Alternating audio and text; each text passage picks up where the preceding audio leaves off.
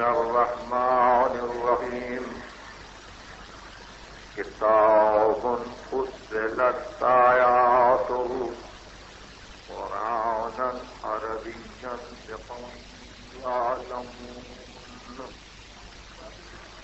بشيرا ونذيرا فأعرض أكثرهم فهم لا يسمعون صلوات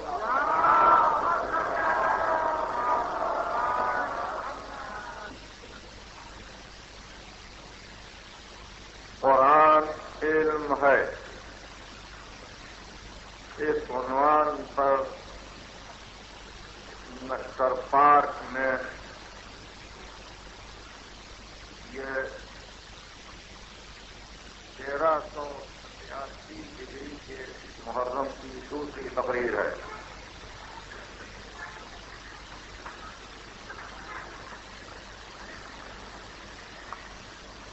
شرافت علم سے جاہل ہی منکر ہو سکتا ہے، انکار کر سکتا ہے شرافت علم کا۔ شرافت علم سے جاہل ہی فرار کر سکتا ہے، ورنہ علم کی عظمت، شرافت، بزرگی مسلمات عقلیہ سے، مستقلات عقلیہ سے، یونیورسل ٹروتھ ہے۔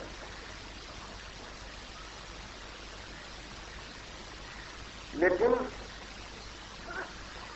جیسا کہ عرض کیا جا رہا تھا،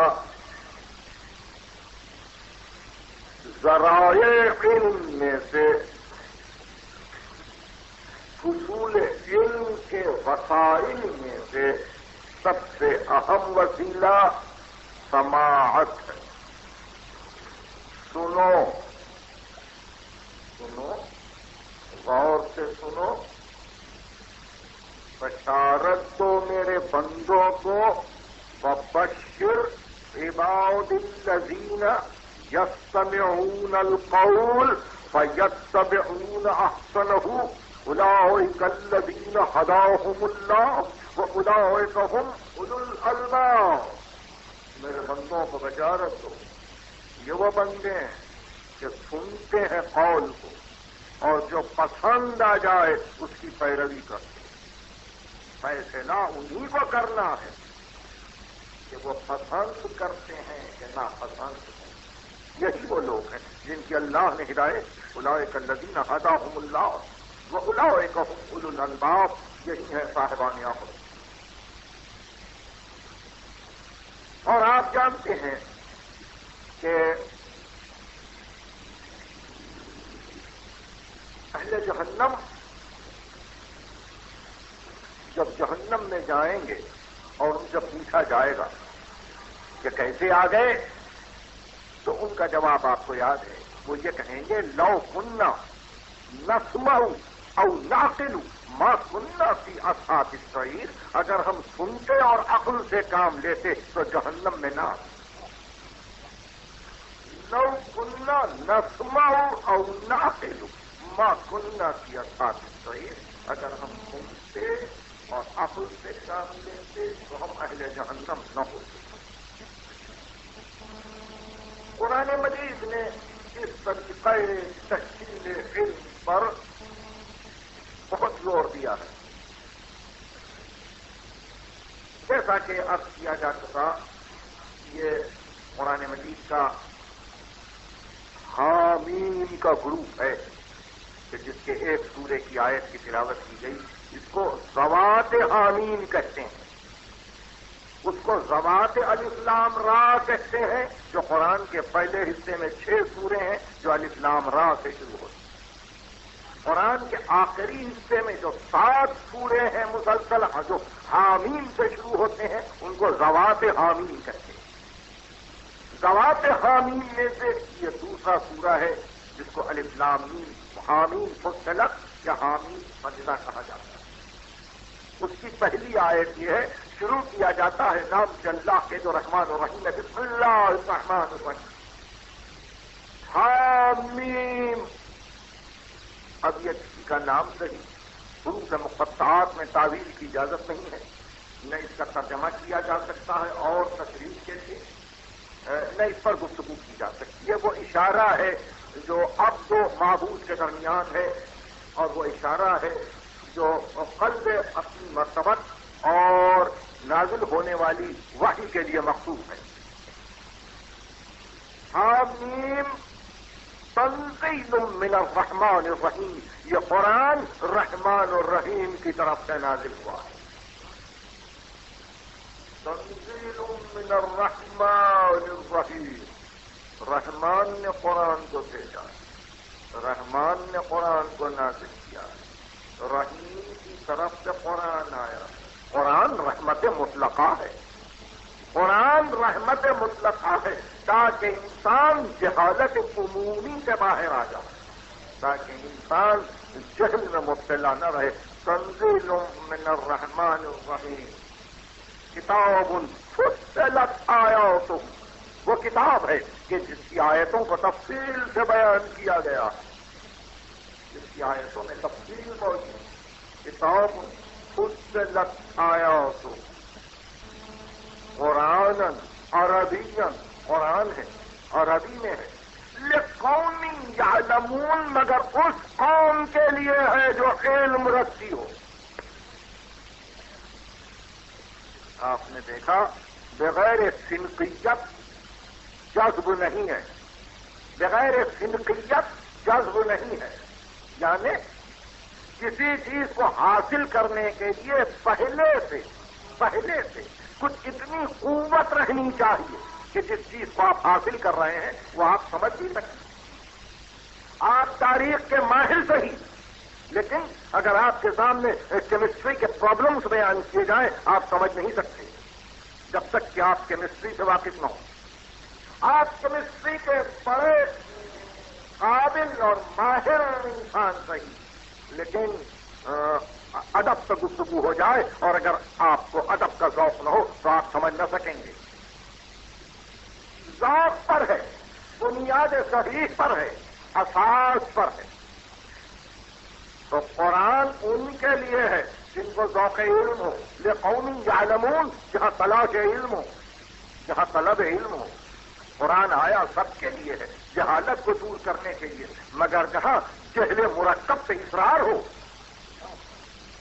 جہاں جہل مرکب سے اصرار ہو وہاں قرآن معجزہ نہیں بنتا، وہاں قرآن عاجز نہیں کرتا کسی کو کہ ہم جہل مرکب کو جبرن دور کر دیں گے، نہیں، تمہارا اختیار۔ اگر تم اپنے آپ کو صاحب علم بنانا چاہتے ہو تو یقیناً قرآن مدد کرتا ہے، معجزہ دکھلاتا ہے، مگر خلقیت چاہیے۔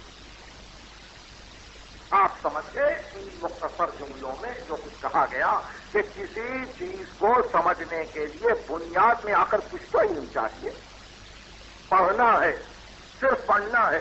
آخر انسان حروف تہذیب سے تو واقف ہو، اس کی شکلوں سے تو واقف ہو، جملوں کو تو جانتا ہو کہ بھئی اب پڑھنا چاہتا ہے، لکھنا چاہتا ہے تو عادت ہو، کچھ لکھ رہا ہو تاکہ اور اس کو لکھایا جائے کہ یوں لکھو۔ کتاب فصلت آیاتہ قرآنا عربیا لقوم یعلمون، اس قوم کے لیے ہے جو علم رکھتی ہے۔ اس قدر عجیب بلاغت سے قرآن کی کہ بعض آیتیں ایسی ہیں لقوم یعقلون، اس قوم کے لیے جو عقل سے کام لے، بعض آیتیں ایسی ہیں کہ جہاں ختم ہوتی ہے آیت ان فی ذلک لآیۃ لقوم یتفکرون، اس میں آیت ہے اس قوم کے لیے جو فکر سے کام لے، مگر یہاں ارشاد ہوتا ہے عقل و فکر نہیں، جو علم رکھتی ہو قوم اس کے لیے قرآن، اس کے لیے قرآن ہے۔ ساری دنیا میں مسلمان اپنا ایک واحد سرمایہ حیات قرآن کو جانتے ہیں، اور ہم کو چھوڑیے وہ حضرات بھی ہیں جن کی مادری زبان عربی ہے، اور ان میں وہ بھی ہیں کہ جو عربی میں مہارت تامہ رکھتے ہیں، مگر یہ آج بھی کی دنیا کی باتیں ہیں کہ قرآن سے نابلد ہے، قرآن پسند نہیں ہے۔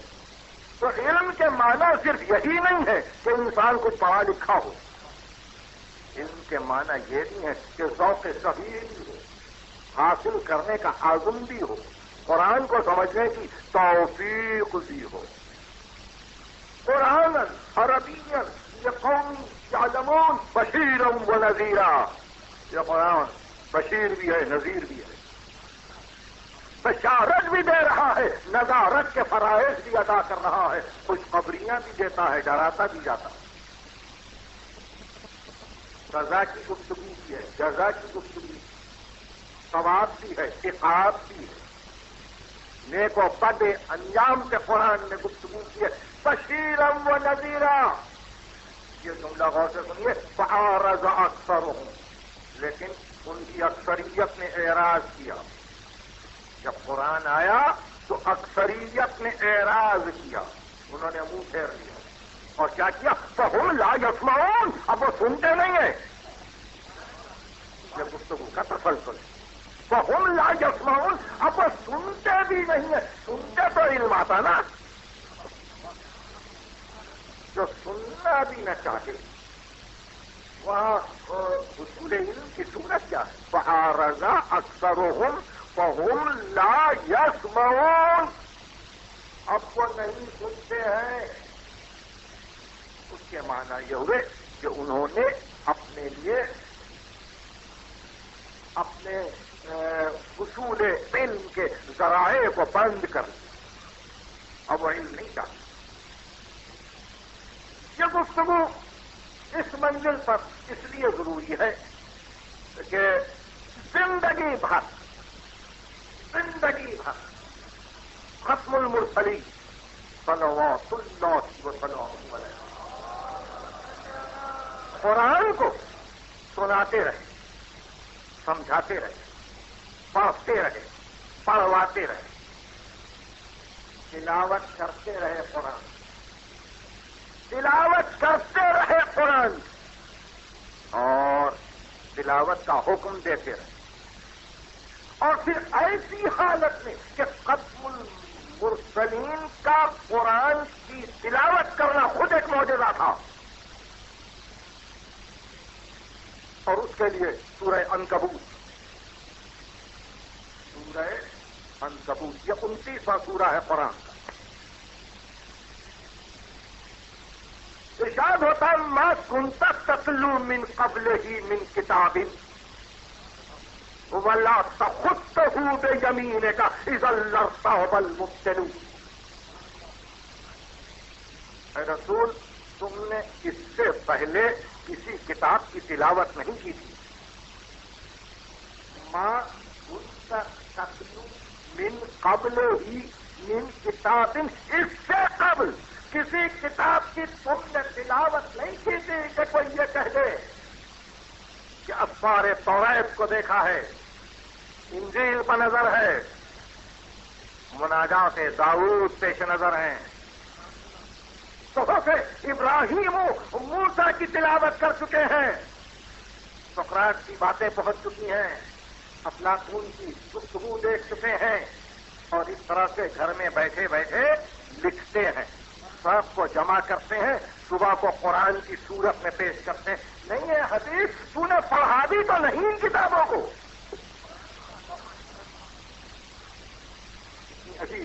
ما كنت تتلو من قبله من کتاب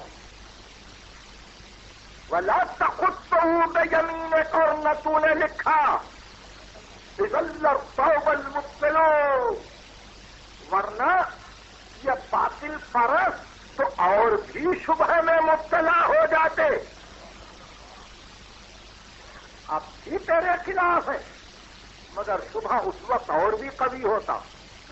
جب پڑھتے ہوئے آئے تھے، بہت سی کتابوں کو پڑھا تھا، بہت سے صحیفوں کی تلاوت کی تھی، ایک راہ نکال لی سب سے بچتے بچاتے. بھئی وہی تو واقعات ہیں، یوسف کا واقعہ، حود کا واقعہ، قوم عاد و ثمود سے گفتگو، حضرت نوح کی باتیں، آدم کا قصہ، اور بھی آسمانی صحیفوں میں تھا. مگر قرآن نے جو راہ نکالی وہ سب سے جدا تھی. اور یہ کہا گیا کہ ابھی آپ کو اس سے پہلے آپ نے کبھی تلاوت نہیں کی، اس سے پہلے تلاوت نہیں کی تھی، من قبل ہی. تو اب تو یہ سمجھو کہ قرآن جب آیا تو یقیناً تلاوت ہوئی نا. من قبل ہی تلاوت نہیں تھی. جب قرآن آیا تو تلاوت ہوئی کہ نہیں؟ پھر رسول پڑھے کہ نہیں؟ اس سے پہلے لکھ نہیں سکتے تھے. قرآن کے آ جانے کے بعد حروف پہ نظر تھی کہ نہ تھی؟ مرکب الفاظ پر نظر تھی کہ نہ تھی؟ جملوں کو جانتے تھے کہ نہیں جانتے تھے؟ کوئی عجیب صلح حدیبیہ میں کیسے پہچانا کہ یہ میرا نام ہے؟ یہ کیسے کہہ دیا کہ یہاں سے یہ لفظ ہٹاؤ؟ جب انکار کیا گیا کہ ہم اپنے ہاتھ سے تو اس کو کاٹیں گے نہیں، لکھ دیا ہے رسول اللہ، تو آگے بڑھ کے خود لکھ دیا محمد ابن عبداللہ. ابن عبداللہ جو لکھ سکتا ہے وہ بہت کچھ لکھ سکتا، وہ بہت کچھ لکھ سکتا، مگر یہ حکم تھا کہ اس معنی میں اگر کوئی امی سمجھے کہ جس میں توحید محمد ہو تو اس سے بڑھ کے کوئی محروم نہیں ہے. کہ ان پڑھ تھے، جاہل تھے. ان پڑھ ہونا، جاہل ہونا جہالت ہے. جہالت پر دلیل ہے اعتراف کرنے والے یا ایسا سمجھنے والے. وہ امی ہے، وہ امی ہے.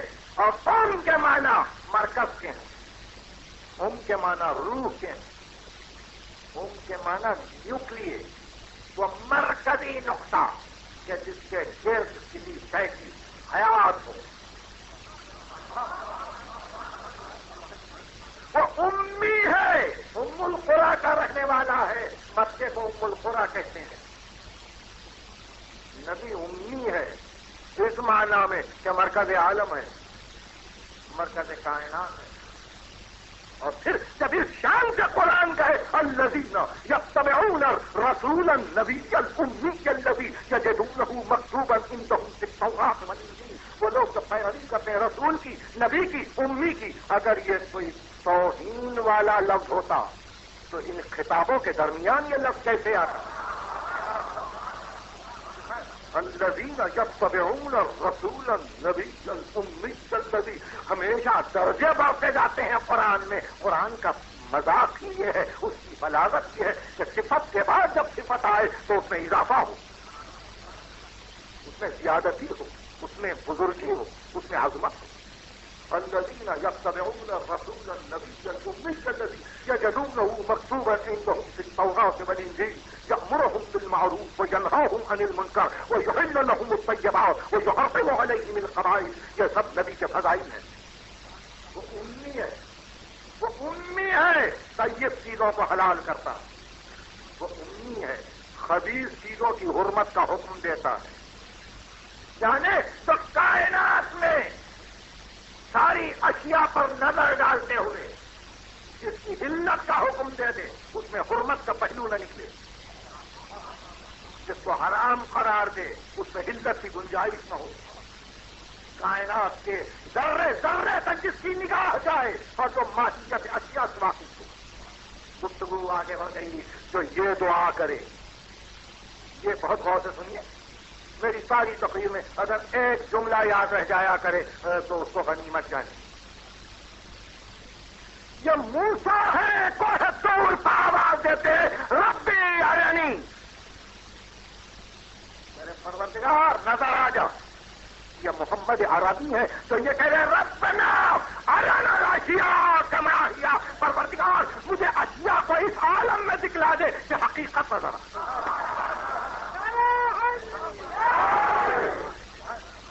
یہ ربی ارینی نہیں ہے، ربی ارنا الاشیاء کما ہی. میں حقیقت شے کو جاننا چاہتا ہوں، میں حقیقت شے کو جاننا چاہتا ہوں. وہاں صرف جلوہ ہے، محمد حقیقت جلوہ جاننا چاہتے ہیں، حقیقت تجلی کو سمجھنا چاہتے.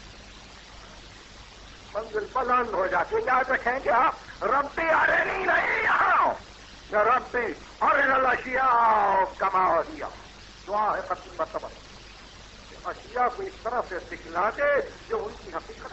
ماہیت شے جاننا چاہتا ہوں. ماہیت کے معنی معلوم ہے آپ؟ ماہیت کے معنی حدیں، حدیں. یہ ممبر ہے. ممبر کے معنی لکڑی ان حدود میں آئی. یہ تخت ہے، لکڑی ان حدود میں آئی. ہر شے کا کسی حد میں آ جانا وہ اس کی ماہیت ہے. ماہیت حدوں کا نام ہے.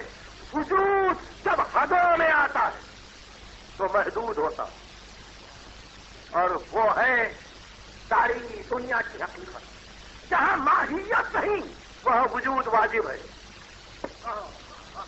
جہاں ماہیت نہیں وہاں وجود واجب ہے، اس لیے کہ واجب کے لیے حد نہیں ہے. تو اس منزل پر کہ جہاں نبی ہے، رسول ہے، امی ہے، عزت و حرمت کا حکم دیتا ہے، اس نبی کا متعلق قرآن نے وضاحت کر دی کہ اس سے پہلے آپ تلاوت نہیں کرتے تھے. اس سے پہلے آپ تلاوت نہیں کرتے، اب آپ نے تلاوت کی. آپ نے کبھی اپنے سیدھے ہاتھ سے نہیں لکھا وَلَا تَخُطَّهُ بِيَمِينِكَ. ان لوگوں سے معافی چاہتے ہوئے جو بائیں ہاتھ سے لکھتے ہیں. وَلَا تَخُطَّهُ بِيَمِينِكَ. سیدھے ہاتھ سے تم نے کبھی نہیں لکھا. اِذًا لَارْتَابَ الْمُبْطِلُونَ. تاکہ باطل پرست کہیں اور شبہ میں مبتلا نہ ہو جائے کہ یہ سب آپ ہی کی تخلیق ہے قرآن. کوئی یہ نہ کہے کہ یہ آپ ہی نے اس کو تجویز کیا ہے، ترکیب دی ہے قرآن کی، کوئی یہ نہ سمجھے. اور ہاں اے حدیث لقد نعلم، ہم کو علم ہے. انہم یقولون، یہ کہہ رہے ہیں انما يعلمه بشر لسان الذي يلحدون الیہ. ہم کو معلوم ہے کہ کوئی لوگ کہتے ہیں کہ اس کو کوئی بشر راتوں کو پڑھاتا ہے، کوئی انسان پڑھاتا ہے، اور وہ اعجمی ہے. یلحدون الیہ اعجمی وہذا لسان عربی مبین. یہ تو عربی مبین میں قرآن. لوگ کہتے ہیں کوئی اعجمی پڑھاتا ہے. بہت سے اعجمی غلام اس وقت جمع ہو گئے تھے.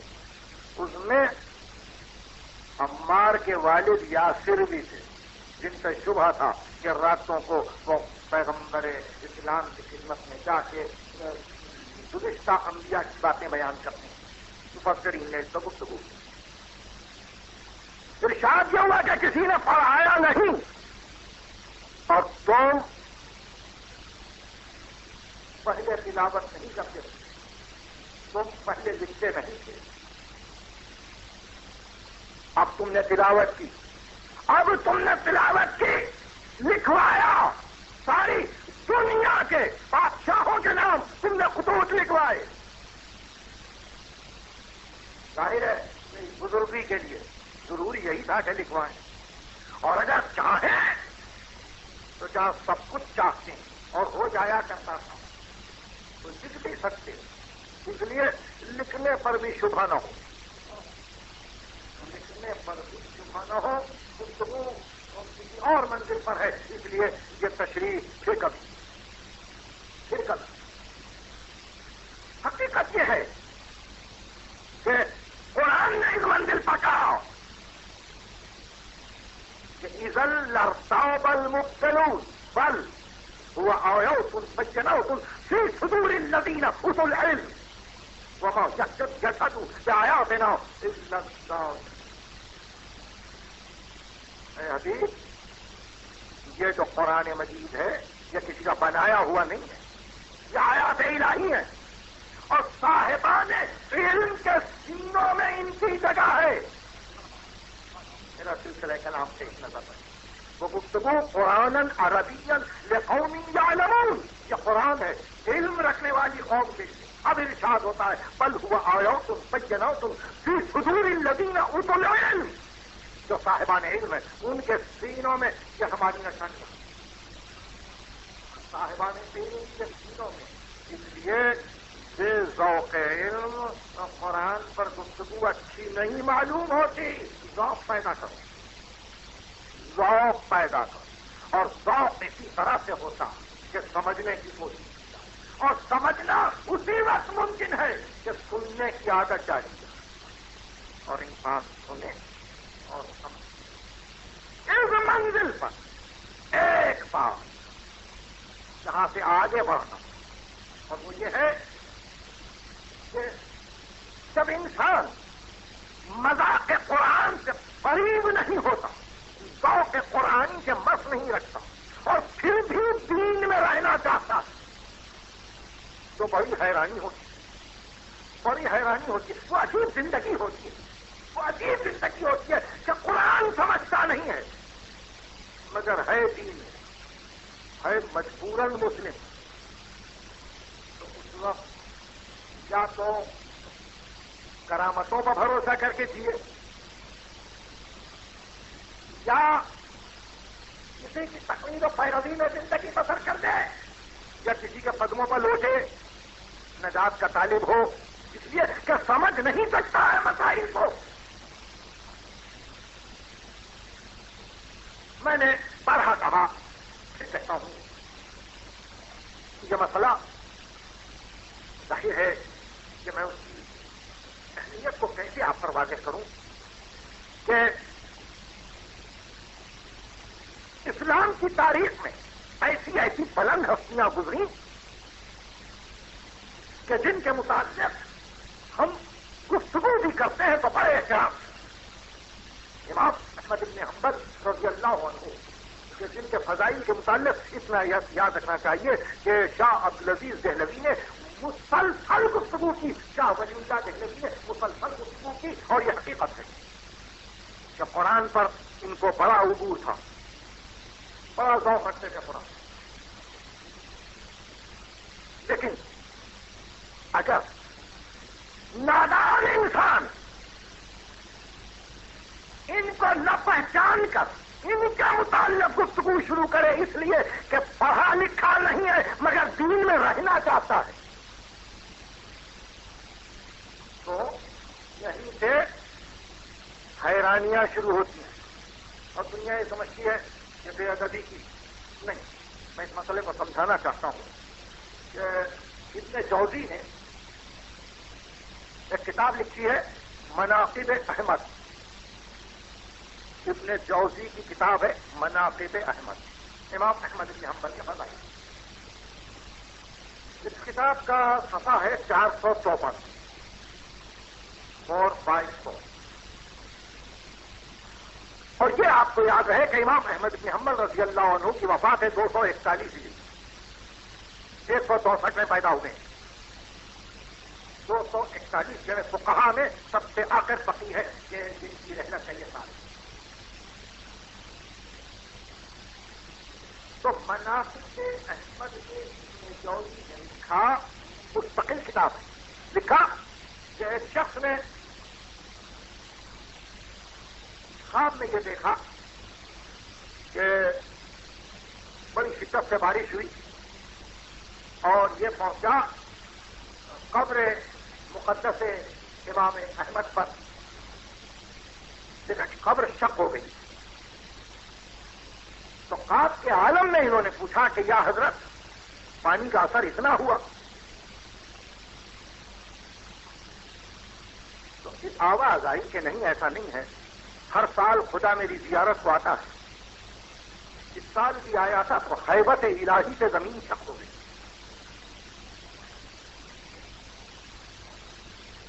اس شخص نے پوچھا کہ اب اس کے بعد مجھے اجازت ہے کہ میں بوسا دوں قبر کو؟ کہا کہ کیا بات ہے کہ بوسا دینے کو قبر نہیں چاہتا ہے آپ کی قبر کو؟ تو آواز آئی اس لیے کہ رسول کے منہ اقدس میرے ساتھ دفن ہے۔ اب یہ دو باتیں ایک ہی روایت میں ہیں اور یہ مناقب احمد ہے۔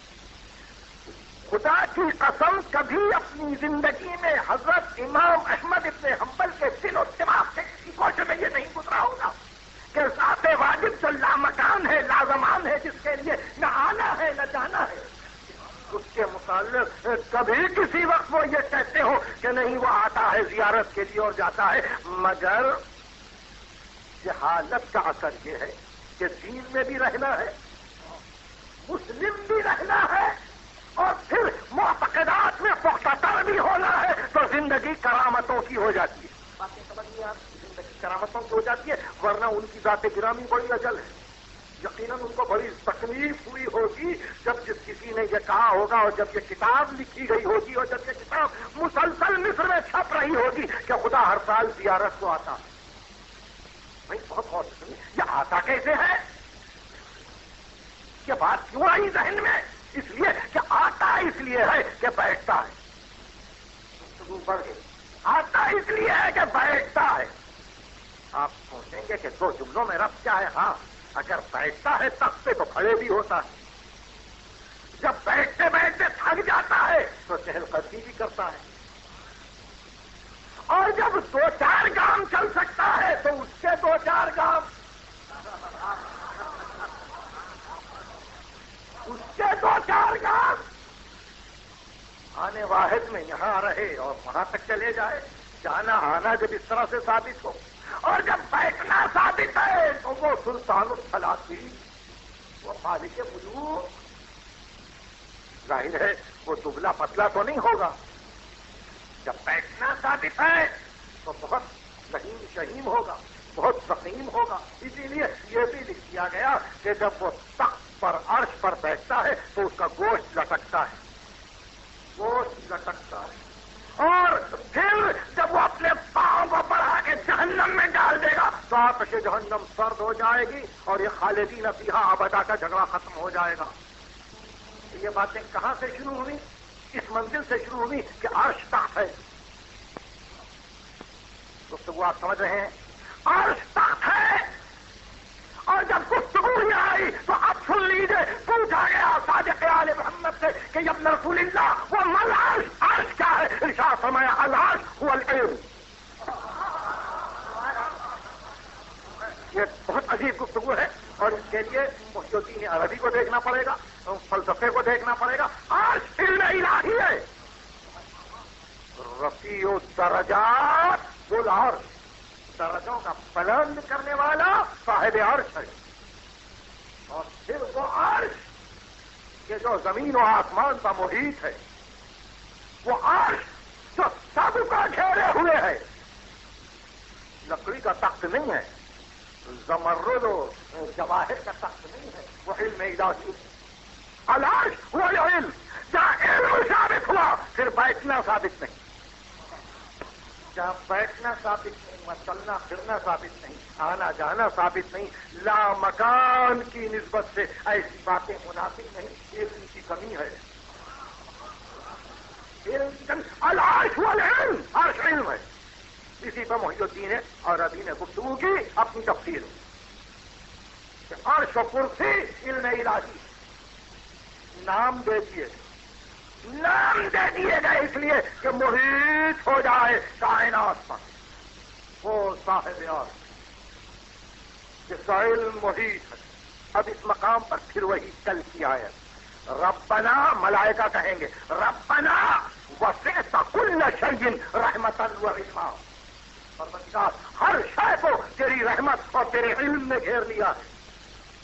تیری رحمت اور تیرے علم نے ہر شے کو گھیر لیا ہے. اور علم رحمت ہے. حامیم تنزیل من الرحمن الرحیم.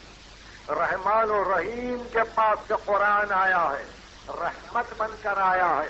وَنُنَزِّلُ مِنَ الْقُرْآنِ مَا هُوَ شِفَاءٌ وَرَحْمَةٌ. ہم نے قرآن کو نازل کیا ہے، اس میں شفا ہے اور رحمت ہے. رحمت ہے. تو اب اس قرآن کی رحمت کو سمجھنے کے لیے اگر کوئی جہالت سے کام لے تو اس کا انجام یہی ہوتا ہے. وہ واقعہ اب ختم ہوگا. انہوں نے بوسا دیا قبر کو اور بوسا دے کے کہا حضور یہ تو بتائیے کہ خدا آپ کی زیارت کو آتا کیوں؟ یہ ایک لفظ ابن جوزی کے پاس ہے مناقب احمد. آواز آئی اس لیے کہ خداوند عالم نے فرمایا کہ اے احمد کیونکہ تم نے میرے قرآن کی نشر و اشاعت میں بڑا حصہ لیا، اس لیے تمہارے لیے یہ خصوصیت ہے کہ میں تمہاری زیارت ہوں. اب دیکھیے کرامتوں پر زندگی جب بسر ہوتی ہے تو اپنی مرتبت رہ گئے. خدا کے لیے سوچیے ختمی مرتبت کا مقام کیا ہے؟ قرآن جس کے سینے پر نازل ہوا، قرآن جس کے دماغ پر نازل ہوا، قرآن جس کے دل پر نازل ہوا، اور پھر جس کی مسلسل زحمتوں نے آج اس سن ہجری تک قرآن کو مکمل حالت میں ہم تک پہنچایا. اب ان کا نام نہیں آتا. تو اس لیے سب کا احترام اپنی اپنی منزل پر، مگر کسی کی محبت میں یہ بات نہ ہو جائے کہ لحاظ ختمی مرتبہ کہیں نہ ہٹ جائے، کہیں احترام ختمی مرتبہ پر حرف نہ آئے. اور یہ وہ منزل ہے کہ جس کی وضاحت ضروری تھی مقام علم پر.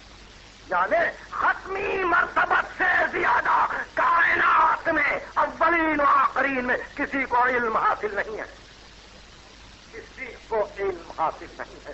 علم اولین و آخرین ان کو دیا گیا، وہ وارث علوم انبیاء ہیں. اور وہیں سے علم آگے بڑھے گا. اگر ملت کو علم مل رہا ہے تو اسی سورس سے، اور اگر حکماء کو، فلاسفہ کو، مفسرین کو علم مل رہا ہے تو وہی ذریعہ ہے.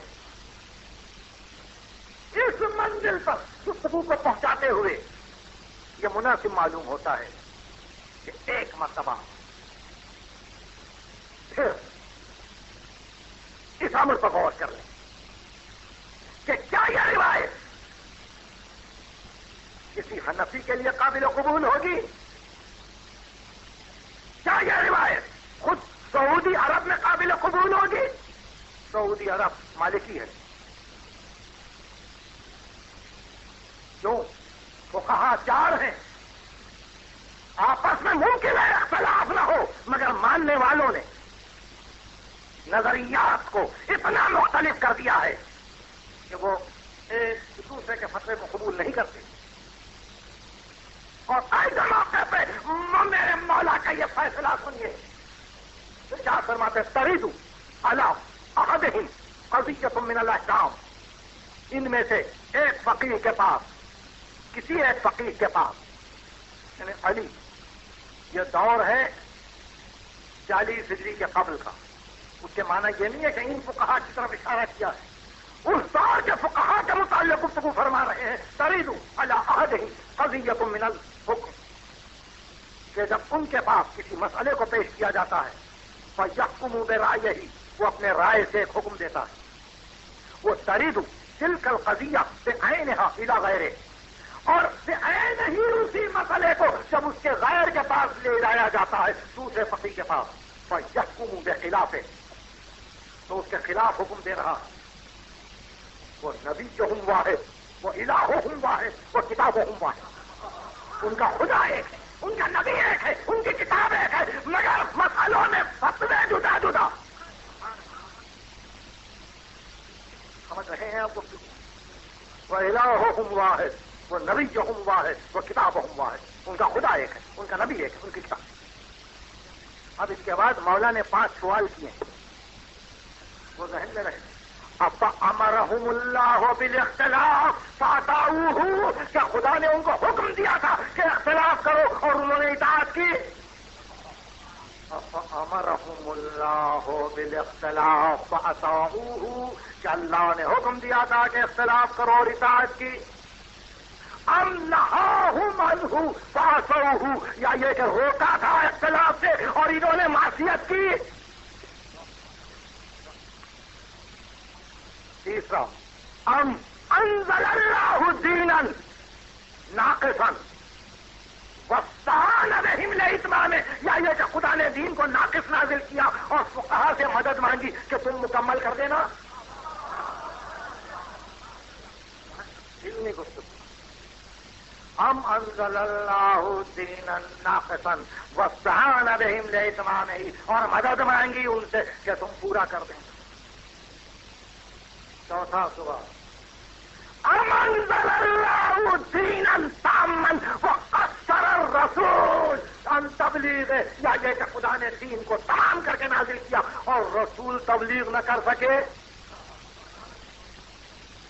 دیکھیے کامل انسان جب جائزہ لیتا ہے تو اس طرح سے جائزہ لیا جاتا ہے. یہ چوتھا سوال. 5واں سوال بڑا عجیب. یہ فقہا نے جو اختلاف کیا، ام ان مملکت ام لہم شرکاء، فَلَهُمْ أَن يَقُولُوا وَعَلَيْهِ أَن يَرْضَىٰ.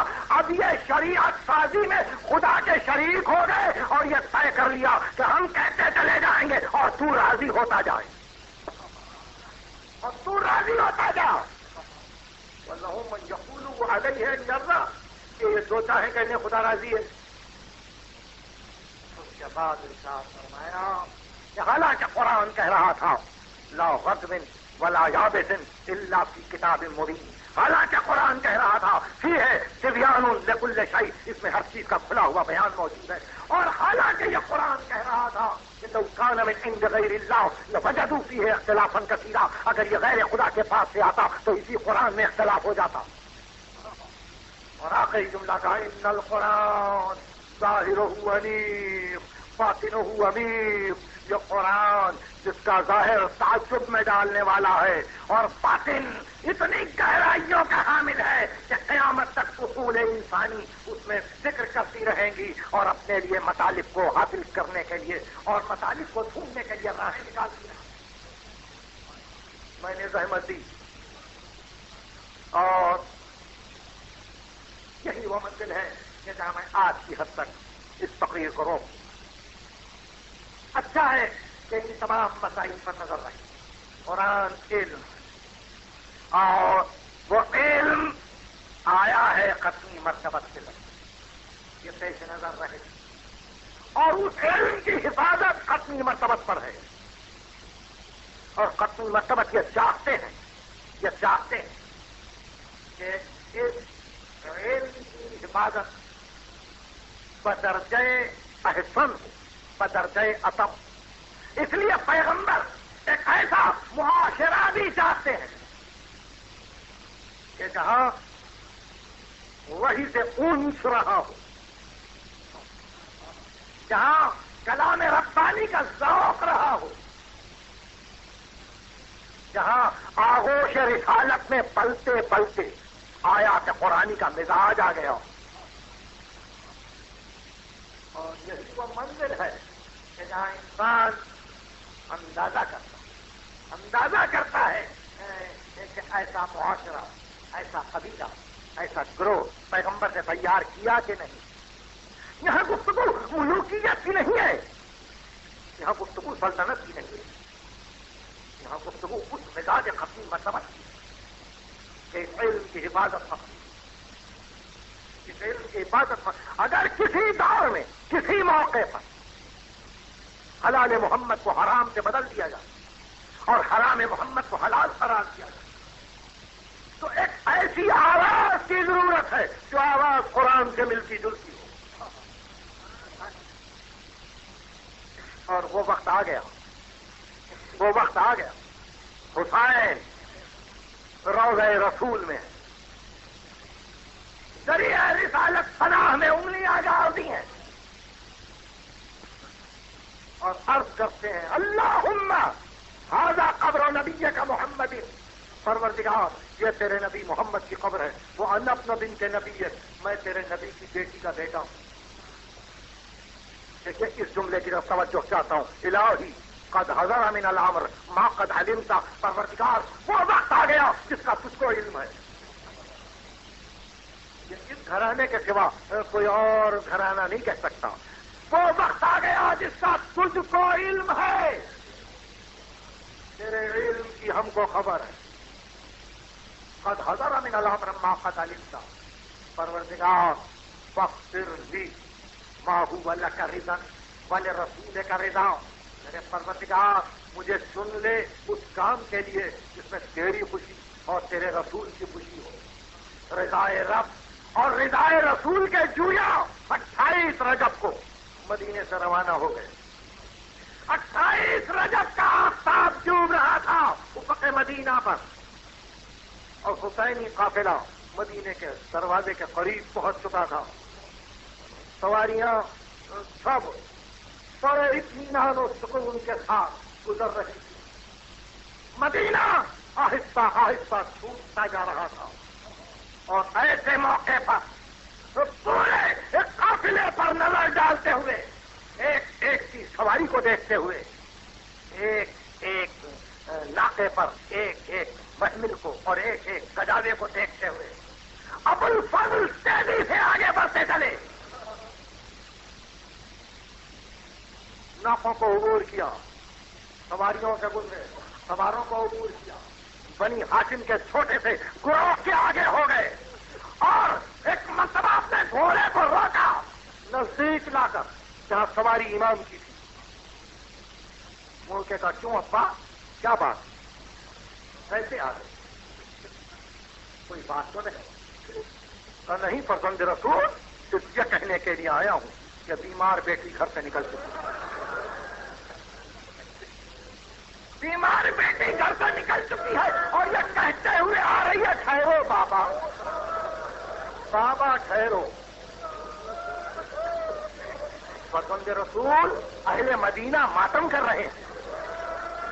اہل مدینہ اس کی بات اور اس کی بے چینی کو دیکھ کر عجیب اضطراب کے عالم میں ارشاد فرمائے ابا تو پھر قافلے کو روکو, قافلے کو روکو, ہم صغرا سے باتیں کریں گے. بیمار بیٹی آئی,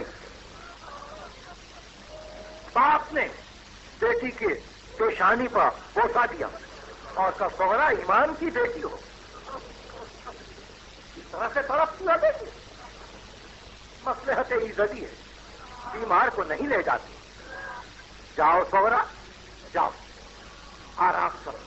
صغرا اگر موقع ملے, اگر حالات سازگار ہو تو ہم جیسے ہی پہنچیں گے منزل پر, ہم یا عباس کو بھیجیں یا علی اکبر کو بھیجیں.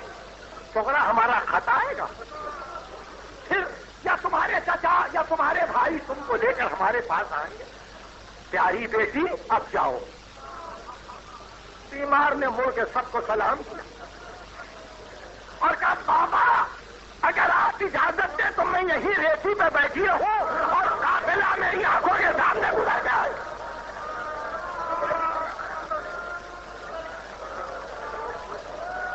فرمایا اچھا صغرا بیٹھ جاؤ.